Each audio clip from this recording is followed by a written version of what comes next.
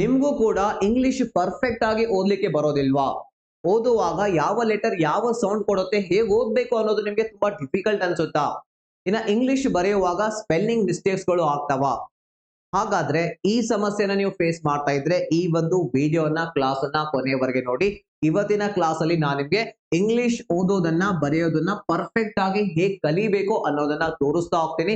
ಇವತ್ತು ನಾವು ವಾವೆಲ್ಸ್ ಅನ್ನ ಸೆಲೆಕ್ಟ್ ಮಾಡ್ಕೋಣ. ಏನನ್ನ ಇಂಗ್ಲಿಷ್ ನಲ್ಲಿ ವಾವೆಲ್ಸ್ ಬರ್ತವೆ, A E I O U ಅಂತ ಹೇಳಿ. ನಿಮಗೆ ಸ್ಕೂಲ್ ಕಾಲೇಜ್ಗಳಲ್ಲಿ ಹೇಳಿರ್ತಾರೆ ಇಂಗ್ಲಿಷ್ ನಲ್ಲಿ ಕೇವಲ 5 ಸ್ವರಗಳು ಇವೆ. ಸೊ ಅದು A E I O U ಅಂತ ಹೇಳಿ. ಇವೇ ನಿಮ್ಗೆ ತುಂಬಾ ಕನ್ಫ್ಯೂಸ್ ಮಾಡೋದು. ಈ 5 ವಾವೆಲ್ಸ್ ಗಳು ಯಾವ ಯಾವ ಸೌಂಡ್ ಕೊಡ್ತವೆ ಅನ್ನೋದನ್ನ ನೀವು ಕಲಿತ್ರೆ ಅಲ್ಲಿ ನಿಮ್ಗೆ ಇಂಗ್ಲಿಷ್ ಬರೆಯುವಾಗ ಅಂಡ್ ಇಂಗ್ಲಿಷ್ ಮಾತಾಡುವಾಗ ತಪ್ಪುಗಳನ್ನ ನೀವು ಮಾಡೋದಿಲ್ಲ. ಸೊ ನಾವು ಲಾಸ್ಟ್ ಕ್ಲಾಸ್ ನಲ್ಲಿ ಎ ಅನ್ನುವಂತಹ ಲೆಟರ್ ಯಾವ ಯಾವ ಸೌಂಡ್ ಕೊಡುತ್ತೆ ಅದನ್ನ ನೋಡಿದ್ವಿ. ನೋಡಿಲ್ಲ ಅಂದ್ರೆ ಆ ಕ್ಲಾಸ್ ಅನ್ನ ನೋಡಿ. ಇವತ್ತಿನ ಕ್ಲಾಸ್ ಅಲ್ಲಿ ನಾವು ಇ ಅನ್ನುವಂತಹ ಈ ಒಂದು ಲೆಟರ್, ಇ ಅನ್ನುವಂತಹ ಒಂದು ವಾವೆಲ್ ಯಾವ ಯಾವ ಸೌಂಡ್ ಗಳನ್ನ ಕೊಡುತ್ತೆ, ಅದು ಪದಗಳಲ್ಲಿ ಬಂದಾಗ ಹೇಗೆ ಓದ್ಬೇಕು ಅದನ್ನ ನಾವೀಗ ನೋಡ್ತಾ ಹೋಗೋಣ. ಫಸ್ಟ್ ಬಂದು ನೋಡಿ, ತುಂಬಾ ಜನ ಅನ್ಕೋತಾರೆ ಇ ಅನ್ನುವಂತಹ ಈ ಒಂದು ವಾವೆಲ್ ಕೇವಲ ಇ ಅನ್ನುವಂತಹ ಸೌಂಡ್ ಮಾತ್ರ ಕೊಡುತ್ತೆ ಅಂತ ಹೇಳಿ. ಹೀಗ ಅನ್ಕೊಂಡ್ರೆ ಇಂಗ್ಲಿಷ್ ಯಾವತ್ತು ನಿಮ್ಗೆ ಓದ್ಲಿಕ್ಕೆ ಬರೋದಿಲ್ಲ. ಸ್ಕೂಲ್ ಕಾಲೇಜಸ್ ಗಳಲ್ಲಿ ಇದೇ ರೀತಿ ಕಲ್ಸಿರ್ತಾರೆ. ಸೊ ಹಾಗಾಗಿ ನಿಮ್ಗೆ ಇಂಗ್ಲಿಷ್ ಓದ್ಲಿಕ್ಕೆ ಬರೋದಿಲ್ಲ. ಸೊ ಇಲ್ಲಿ ಇ ಅನ್ನುವಂತಹ ಈ ಒಂದು ಲೆಟರ್ ಇದೆಯಲ್ಲ, ಎ ಅನ್ನುವಂತಹ ಸೌಂಡ್ ಕೊಡುತ್ತೆ, ಇ ಅನ್ನುವಂತಹ ಸೌಂಡ್ ಕೊಡುತ್ತೆ ಅಂಡ್ ಅ ಅನ್ನುವಂತಹ ಸೌಂಡ್ ಕೊಡುತ್ತೆ. ಎಷ್ಟು? 3 ಸೌಂಡ್ ಗಳನ್ನ ಇದು ಕೊಡುತ್ತೆ. ಬಟ್ ಯಾವಾಗ ಯಾವ ಸೌಂಡ್ ಕೊಡುತ್ತೆ ಬನ್ನಿ ಅದನ್ನ ನಾವೀಗ ಇಲ್ಲಿ ನೋಡ್ಕೊಳ್ತಾ ಹೋಗೋಣ. ಸೊ ಮೊದಲನೇದಾಗಿ ಇ ಅನ್ನೋದು ನೋಡಿ, ಎ ಅನ್ನುವಂತಹ ಸೌಂಡ್ ಕೊಡುತ್ತೆ. For example P E N, ಈ ವರ್ಡ್ ನಲ್ಲಿ ಎ ಅನ್ನುವಂತಹ ಸೌಂಡ್ ಕೊಡ್ತಾ ಇದೆ. ಸೊ ಇದಕ್ಕೆ ನಾವು ಪೆನ್ ಅಂತ ಹೇಳಿ ಉಚ್ಚಾರ ಮಾಡ್ತೀವಿ. ಇ ಇದೆ, ಇ ಅಂತ ನಾವು ಅದಕ್ಕೆ ಓದ್ತಾ ಇಲ್ಲ, ಇಲ್ಲಿ ಎ ಅಂತ ಹೇಳಿ ಓದ್ತಾ ಇದೀವಿ. ಎ ಅನ್ನುವಂತಹ ಸೌಂಡ್ ಇಲ್ಲಿ ಕೊಡ್ತಾ ಇದೆ. ಸೊ ಇಲ್ಲಿ enter, E N T E R ಇದೆ. ಸೊ ಇಲ್ಲಿ ಎಂಟರ್ ಅನ್ನುವಂತಹ ಸೌಂಡ್ ಕೊಡ್ತಾ ಇದೆ. ಮೂರನೇ ಎಕ್ಸಾಂಪಲ್ ಬನ್ನಿ, 10, ಟಿ ಇ ಎನ್ 10. ಸೊ ಇಲ್ಲಿ ಇ ಇದೆ, ಎ ಅನ್ನುವಂತಹ ಸೌಂಡ್ ಇದು ಕೊಡ್ತಾ ಇದೆ. ಸೊ ನಾಲ್ಕನೇ ಎಕ್ಸಾಂಪಲ್ ನೋಡಿ, B E D bed. So ಇಲ್ಲಿ ಎ ಅನ್ನುವಂತಹ ಸೌಂಡ್ ಕೊಡ್ತಾ ಇದೆ. ಆರ್ ಇ ಡಿ, ಸೊ ಇಲ್ಲಿ ಇ ಬಂದು ರೆಡ್, ಎ ಅನ್ನುವಂತಹ ಸೌಂಡ್ ಇಲ್ಲಿ ಕೂಡ ಕೊಡ್ತಾ ಇದೆ. ಆರ್ ಪ್ಲಸ್ ಎ ಸೇರಿಸಿ ಏನಾಯ್ತು? ರೇ ಆಯ್ತು. ಇನ್ನ ಎಕ್ಸಾಂಪಲ್, ಸೊ ಇಲ್ಲಿ ನೋಡಿ ಎಕ್ಸಾಂಪಲ್. ಸೊ ನಾವು ಎಕ್ಸಾಂಪಲ್ ಅಂತ ಹೇಳ್ತೇವಲ್ಲ, ಸೊ ಇಲ್ಲಿ ಎ ಅನ್ನುವಂತಹ ಸೌಂಡ್ ಇ ಅನ್ನುವಂತಹ ವಾವೆಲ್ ನಮ್ಗೆ ಕೊಡ್ತಾ ಇದೆ. ಸೊ ಇದು ಮೊದಲನೇ ಸೌಂಡ್ ಇ ಕೊಡುವಂತದ್ದು. ಎರಡನೇದಾಗಿ ಈ ಬಂದು ಈ ಬಂದು ಎ ಅನ್ನುವಂತಹ ಸೌಂಡ್ ಕೊಡುತ್ತೆ, ಮೊದಲನೇ ಸೌಂಡ್. ಎರಡನೇ ಸೌಂಡ್ ಬಂದು ಇ ಅಂತ ಹೇಳಿ. ನೋಡಿ ಇದು ಚಿಕ್ಕ ಇ ಅಲ್ಲ, ಕನ್ನಡದಲ್ಲಿ 2 ಇಗಳು ಇವೆ, ಹೌದಾ? ಒಂದು ನಾವು ಸ್ಮಾಲ್ ಇ ಅಂತ, ಚಿಕ್ಕ ಇ ಅಂತ ಹೇಳ್ತೀವಿ, ಇನ್ನೊಂದು ಬಂದು ದೊಡ್ಡ ಇ ಅಂತ ಹೇಳ್ತೀವಿ. ಸೊ ಇದನ್ನ ಸ್ವಲ್ಪ ಎಳೆದು ಲಾಂಗ್ ಮಾಡಿ ನಾವು ಓದ್ಬೇಕು ಅಲ್ವಾ, ಇ ಅಂತ ಹೇಳ್ತೀವಿ. ಸೊ ಇದಕ್ಕೆ ನಾವು ಇ ಅಂದ್ರೆ ಇದಕ್ಕೆ ಇ ಅಂತ ಹೇಳ್ತೀವಿ. ಈಗ ಇಲ್ಲಿ ಇ ಇದೆ, long E, M E. So ಇಲ್ಲಿ ಮೀ ಅನ್ನುವಂತಹ ಸೌಂಡ್ ಕೊಡ್ತಾ ಇದೆ ಇ. ಇದರಲ್ಲಿ ಎಸ್ ಎಚ್ ಇ, ಶಿ ಅನ್ನುವಂತಹ ಸೌಂಡ್, ಇಲ್ಲಿ ಹಿ ಅನ್ನುವಂತಹ ಸೌಂಡ್ ಕೊಡ್ತಾ ಇದೆ. M double E T, meet. W double E K, week. S double E C. So ಈ ರೀತಿ ಇ ಅನ್ನುವಂತಹ ಸೌಂಡ್ ಕೊಡುತ್ತೆ. ಎರಡನೆಯ ಸೌಂಡ್ ಇದು ಕೊಡುವಂಥದ್ದು. ಇನ್ನು ಮೂರನೆಯ ಸೌಂಡ್ ಅ ಅನ್ನುವಂತಹ ಸೌಂಡ್ ಕೂಡ ಕೊಡುತ್ತೆ. ತುಂಬಾ ಜನ ಅನ್ಕೋತಾರೆ ಇಂಗ್ಲಿಷ್ ನಲ್ಲಿ ಎ ಅನ್ನೋದು ಮಾತ್ರ ಅ ಸೌಂಡ್ ಕೊಡುತ್ತೆ ಅಂತ ಹೇಳಿ. ಇಲ್ಲ, ಅದೇ ನೀವು ತಪ್ಪಾಗಿ ಕಲಿಯೋದು. ಸೊ ಇಲ್ಲಿ ಇ ಅನ್ನುವಂತಹ ಲೆಟರು ಕೂಡ ಅ ಅನ್ನುವಂತಹ ಸೌಂಡ್ ಕೊಡುತ್ತೆ. ಬನ್ನಿ ಎಕ್ಸಾಂಪಲ್ ನೋಡೋಣ. ಇಲ್ಲಿ ನೋಡಿ ಅದರ್. ಸೊ ಇಲ್ಲಿ ಓ ಇದೆ, ಬಟ್ ಸೌಂಡ್ ಏನ್ ಬರ್ತಾ ಇದೆ? ಅ ಬರ್ತಾ ಇದೆ. ಅದರ್ ಅಂತ ನಾವು ಇದಕ್ಕೆ ಹೇಳ್ತೀವಿ. ಸೊ ಇಲ್ಲಿ ಬನ್ನಿ ಕವರ್.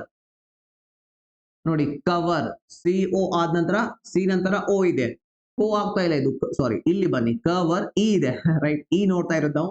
ಇ ಅನ್ನುವಂತ ಲೆಟರ್ ಅ ಸೌಂಡ್ ಕೊಡ್ತಾ ಇದೆ. ಸೊ ಇಲ್ಲಿ ಕೂಡ ಓ ಅಲ್ಲ, ಸಾರಿ. ಇಲ್ಲಿ ಇ ನೋಡಿ, ಅದರ್ ನಲ್ಲಿ ಇ ಇದೆಯಲ್ಲ ಅ ಸೌಂಡ್ ಕೊಡ್ತಾ ಇದೆ.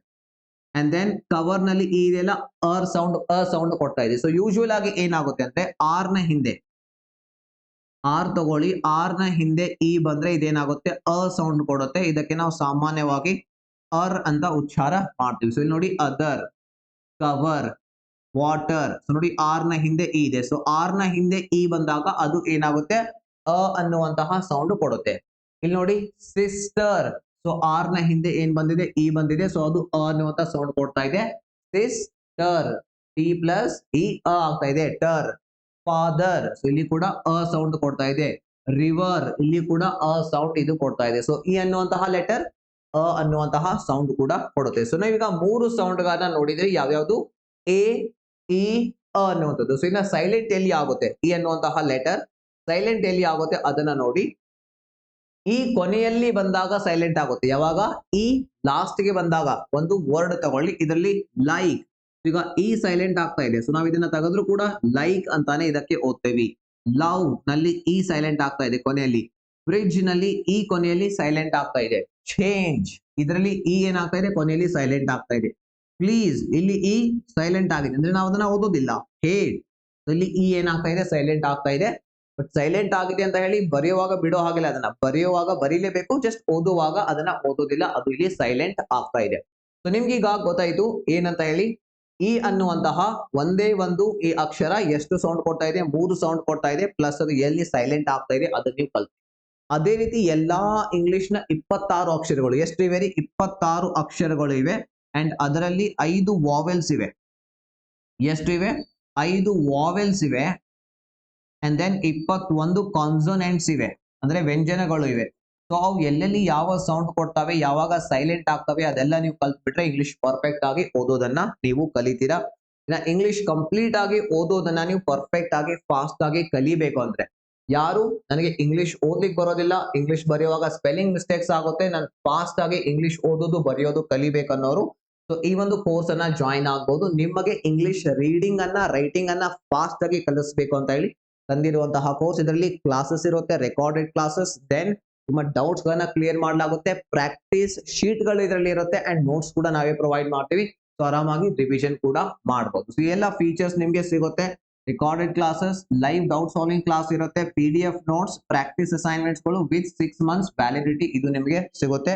ಕೋರ್ಸ್ ನ ಫೀಸ್ ಬಂದು ನೋಡಿ 3059 ರೂಪಾಯಿ ಇದೆ. ಅಂಡ್ ಇದರ ಮೇಲೆ ನಿಮಗೆ 1000 ರೂಪಾಯಿಯ ಡಿಸ್ಕೌಂಟ್ ಸಿಗುತ್ತೆ. ಇವತ್ತು ಜಾಯಿನ್ ಆದ್ರೆ ಕೇವಲ 2059 ರೂಪಾಯಿಲಿ ಇಂಗ್ಲಿಷ್ ರೀಡಿಂಗ್ ಕೋರ್ಸ್ ಅನ್ನ ನೀವು ಏನ್ ಮಾಡಬಹುದು, ಜಾಯಿನ್ ಆಗಬಹುದು. ಎಲ್ಲಿ ಜಾಯಿನ್ ಆಗಬೇಕು ಸರ್ ಅಂತ ನೀವು ಕೇಳಿದ್ರೆ, ಸ್ಕಿಲ್ ಬೂಸ್ಟರ್ ಆಪ್ ನಲ್ಲಿ ಕ್ಲಾಸಸ್ ಗಳು ಈ ಒಂದು ಕೋರ್ಸ್ ನಿಮ್ಗೆ ಸಿಗುತ್ತೆ.